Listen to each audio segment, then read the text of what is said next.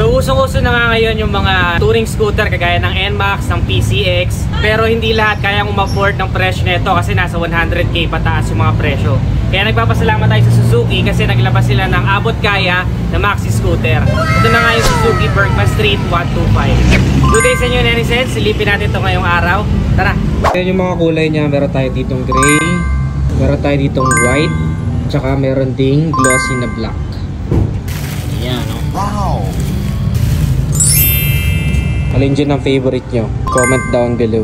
So, kung isa sa nakaka-apekto sa decision nyo is yung maliit na gulong dito sa likod, oo, marami nagsasabi na sobrang liit nga daw, hindi proportion.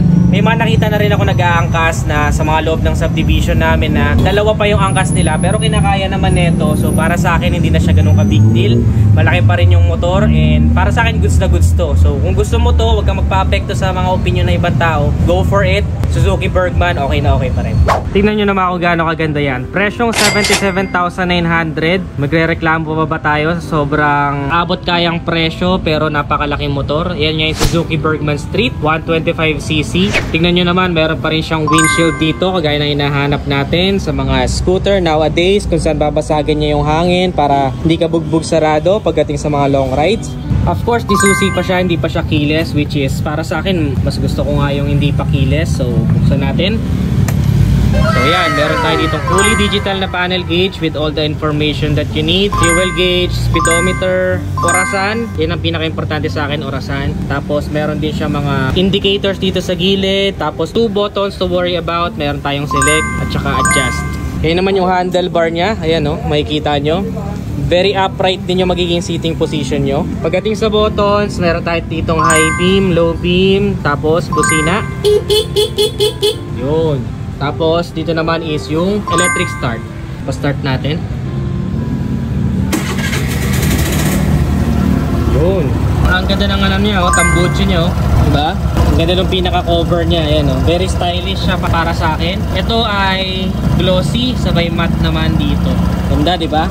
Very premium looking din siya kasi kung makikita ninyo, ito lang yung pinaka-emblem niya. Nakalagay dito Bergman Street. Ayan, oh. Elegante, diba?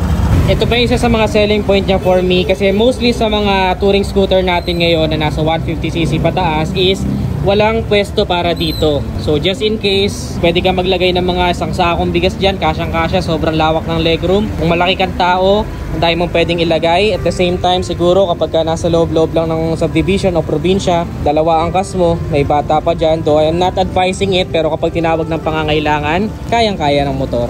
Dalawa hooks niyan, meron dito. Meron din dito. Diba? Very convenient. Aside dyan, meron pa siyang pocket console with cover. Tapos may charging port sa loob. Angas, diba? Medyo malalim din tong isang to, ha. Kasya yung mga gadgets ninyo. Sa kabila, meron din. Malalim din siya. So malalim na dito, malalim pa doon. Pinagkaiba lang dito, may cover. So, siguro kapag naulan, sabay dito naman is open lang for easy access. Sa manibela niya, meron din tayong pride of ownership. Ayan, oh, nakalagay Suzuki. So ayan naman yung headlight niya, netizens. LED na, oh. Napakaganda, diba?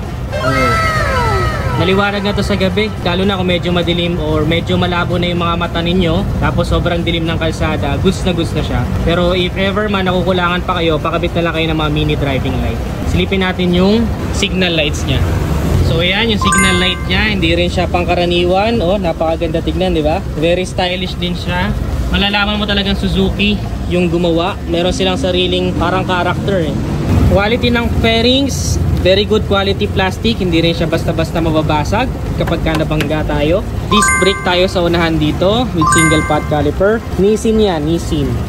90 by 90 by 12 yung sukat natin sa unahan. Ayan, with telescopic fork. Tapos ayun yung busina niya. May added reflectors din dito para medyo visible tayo sa gabi.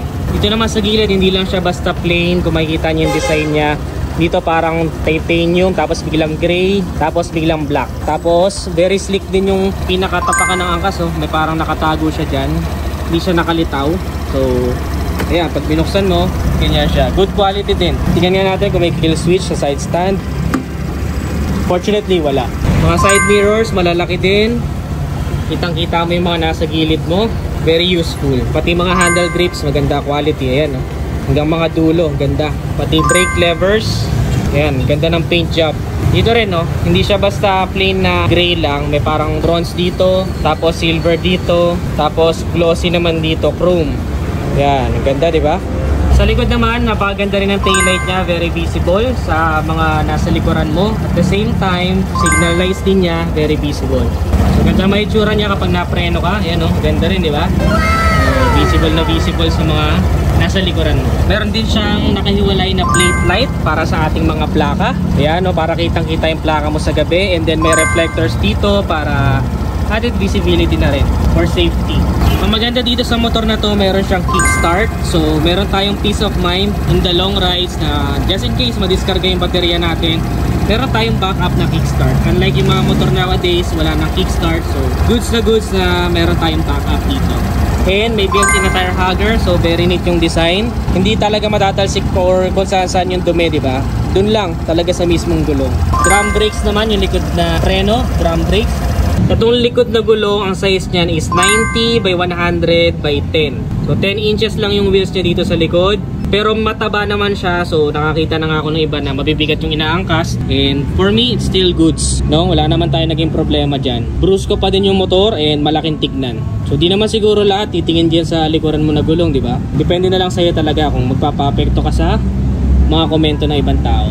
Grab bar para sa angkas, very sturdy, ano, napakalaking chunk. So talagang reliable pagdating sa mga rides natin. Hindi ka mangangamba na baka bumigay. Pati yung upuan niya, very luxurious din yung feels, parang leather with stitches pa, ayan, no. Nagpa-premium sa isang scooter. May mga tahi-tahi pa.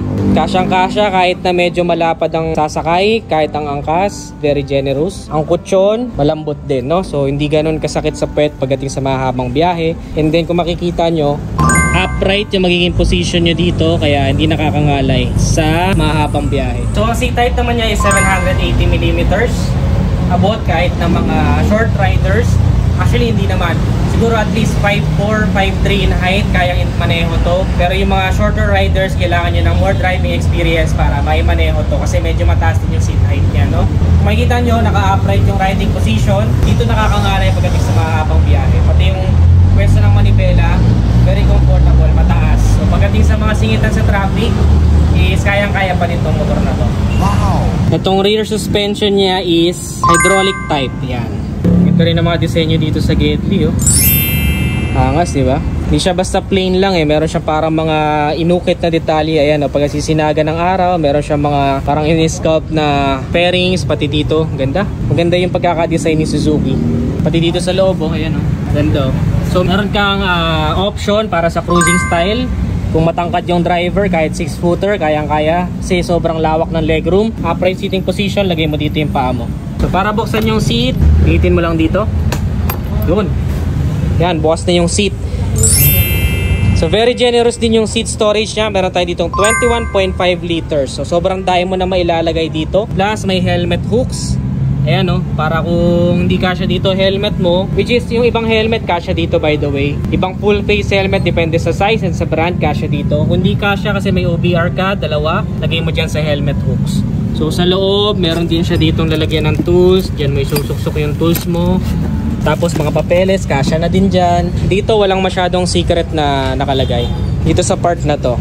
Fuel tank capacity niya, above average din. Meron tayo ditong 5.6 liters na fuel tank capacity. Sobrang dami mo may kakarga, no? So, very good na sa akin siya. More than average compared sa mga 4 liters, 4.5 liters na mga scooter sa 125cc category. Imagine nyo sa average fuel consumption niya na naglalaro sa around 50 to 55 kilometers per liter. Sobrang layo na mararating mo bago ka magpakarga ulit. Ang maganda ba dito sa motor na to, hindi din siya papahuli kahit na sabihin mong disc brake yung unahan, tapos drum brakes yung likod. Meron pa rin siyang combination brake system. So kapag piniga mo tong rear brake, may sumasamang front. So meron na i-engage dito na 70% para sa rear, tapos may sumasamang 30% para sa front. So very safe na rin siya kahit sa mga beginners, kahit na hindi pa ABS ang motor na to. So meron siyang assistance na combination braking system.